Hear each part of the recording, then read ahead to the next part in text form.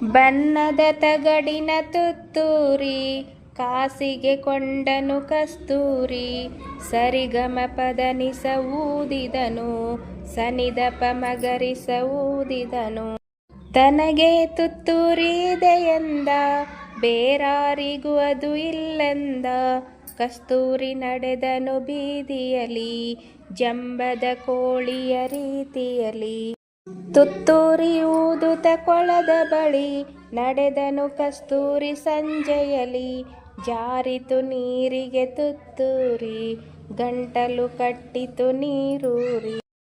ಸರಿಗಮ ಊದಲು ನೋಡಿದನು ಗಗ ಗಗ ಸದ್ದನು ಮಾಡಿದನು.